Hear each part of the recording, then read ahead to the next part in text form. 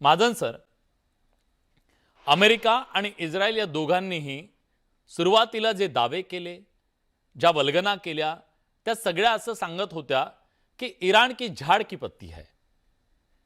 पण आज 10 दिवसापेक्षा जास्त कालावधी लोटल्यानंतर हा त्यांचा आत्मविश्वास ध्वस्त होतोय असं दिसतंय. अजूनही त्यांच्या हाती काही लागलेलं दिसत नाही. असं का झालं? असं आहे, आज आज युद्धाचा 12वा दिवस आहे आणि इस्रायलचं विश्लेषण चुकलं असं मी म्हणणार नाही. त्यांचं विश्लेषण ते अतिशय अॅक्युरेटली करतात आणि अतिशय प्रोफेशनली करतात आणि कुठल्याही गोष्टीच्या आधी ते खूप प्लॅनिंग करतात आणि नेमकं काय करायचं ते ठरवतात. परंतु अमेरिकेचं नक्कीच चुकलेलं आहे. त्यांना वाटलं होतं की एक इझी रन मिळेल, रिझीम चेंज होईल, लोक रस्त्यावरती येतील वगैरे वगैरे. अमेरिकेची सर्वात मोठी चूक अशी आहे की हे जे डोनाल्ड ट्रम्प आहेत यांना युद्ध लढण्याचा काही फारसा काय अनुभव नाहीये. त्यांच्या मनात काही आलं की ते लगेच युद्ध सुरू करतात. आणि जसं तुम्ही तुमच्या इंट्रोडक्टरी टॉक मध्ये म्हटलं होतं, युद्ध सुरू करायच्या आधी पहिले प्रश्न विचारला जातो की तुमच्या युद्धाचा एम काय आहे, नंबर एक. हा. आणि दुसरा विषय असतो त्याला म्हणतात कॉन्फ्लिक्ट टर्मिनेशन, म्हणजे तुम्ही युद्ध केव्हा बंद करणार आहात, केव्हा थांबवणार आहात. आपल्याला आठवत असेल की ऑपरेशन सिंदूरमध्ये आपण आपलं इमिजिएट एम अचीव्ह केलं, दहशतवाद्यांचे ट्रेनिंग कॅम्प बर्बाद केले आणि आपण कॉन्फ्लिक्ट टर्मिनेशन केलं आणि युद्ध आपण नेमक्या वेळेला थांबवलं. म्हणजे आपण एका लंब्या युद्धात अडकलो नाही. ते एक अतिशय उत्कृष्ट असं स्ट्रॅटेजिक लेवलचं डिसिजन होतं. तर ते घेण्यामध्ये अमेरिका अगदी कमी पडलेलं, याच्यात काही डाऊट नाहीये. ते म्हणजे जसं रमत गमत युद्ध खेळतायत तशा प्रकारचं ते युद्ध सुरू आहे. आणि ज्या प्रकारे ते युद्ध लढतायत, अतिशय कॉस्टली वेपन्स ते वापरतायत. जसं तुम्ही म्हटलं होतं तुमच्या इंट्रोडक्शन मध्ये 30-40 लाखाचं ड्रोन आणि त्याला पाड्याच्या 30-40 कोटीच्या मिसाईलनी, आणि ते त्यांनी त्याची एअरक्राफ्ट कॅरियरचा जे स्ट्राईक ग्रुप आहे तिथे तैनात केलेला आहे. हा ग्रुप तैनात करायला प्रचंड खर्च लागतो. आणि हे अशा प्रकारचे स्ट्राईक ग्रुप जे असतात, एअरक्राफ्ट कॅरियर वगैरेचे, ते लंब्या युद्ध करतात, त्याचा खर्च हा प्रचंड वाढतो. तर हा. खर्च किती होतो आहे, काय होतो याचा त्यांना काही अंदाज नाहीये. आणि मिसाईलचं काय असतं, एक मिसाईल फायर केलं की ते गायब होतं, त्यानंतर पुढे काय.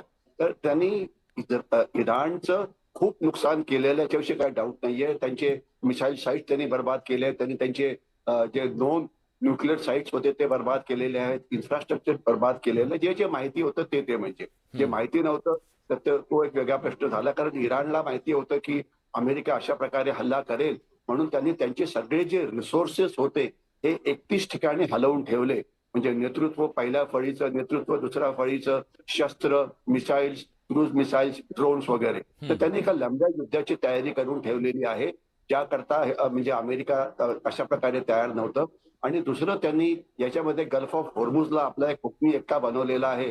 तर इथून एक 20 ते 25% तेल इथून जातं आणि जर हे आपण तेल थांबवलं तर जगावरती फार एक मोठा परिणाम होतो. तर त्याच्यामुळे त्यांनी हा दुसरा मुद्दा केला. आणि तिसरं, अमेरिकेचे जे बेसिस आहेत आखाती देशामध्ये, बहारीन आहे, कुवैत आहे, इथे हे खरं म्हणजे लष्करी बेसिस ज्याला म्हणणं चुकीचं राहील, हे खरं more of an administrative basis होते. हा.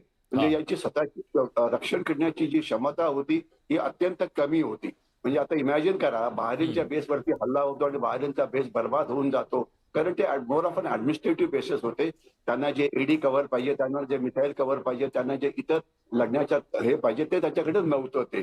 तर त्याच्यामुळे हे बेसिस हे त्यांना म्हणजे एक हँडिकॅप निर्माण झालेली आहे. आणि एक महत्वाचा मुद्दा जो तुमच्या या इंट्रोडक्टरी टॉक मध्ये आलेला नाहीये, तो म्हणजे ज्यावेळेला अमेरिका अशा बाजूने येतं तर लक्षात ठेवा, लगेच चीन याच्यात नाक खोपसतं आणि चीननी प्रचंड प्रमाणामध्ये मदत केलेली आहे बर. इराणला. इराणला त्यांनी टेक्नॉलॉजिकल इंटेलिजन्स पुरवलंच आहे. त्यांचं लक्ष पूर्ण अमेरिकेचे जे फायरिंग बेसिस आहेत त्याच्यावरती पूर्ण आहेत, तिथे देतातच आहेत. प्लस त्यांनी ते शस्त्र पुरवत आहेत, क्रूज मिसाईल पुरवत आहेत, ड्रोन पुरवत आहेत. आणि याच्यामध्ये अशा पण मीडियामध्ये बातम्या येत आहेत की रशियाने सुद्धा आता मोठ्या प्रमाणामध्ये या युद्धामध्ये केवळ टेक्निकल इंटेलिजन्स द्यायच्या ऐवजी रिसोर्सेस देऊन या युद्धात त्यांनी भाग घेतला. कारण या दोन्ही राष्ट्रांची इच्छा आहे की अमेरिका जे इथल्या या जाळामध्ये अडकलेलं आहे त्यांना इथे अजून अडकवू द्या. त्याच्यामुळे जी डोनाल्ड ट्रम्पची जी मिजाज खूप चढलेली होती की मी काही पण करू शकतो, तर त्यांना आता याच्यामध्ये एक मोठा धक्का लागणार आहे. कारण त्यांनी हा कधी अंदाजच केला नव्हता की तुम्हाला कॉन्फ्लिक्ट कम्युनिकेशन कसं करायचं, हो. नेमकं काय हो. पाहिजे. हो. आता शेवटचा मुद्दा असा आहे की त्यांनी युद्ध थांबवायचं कसं.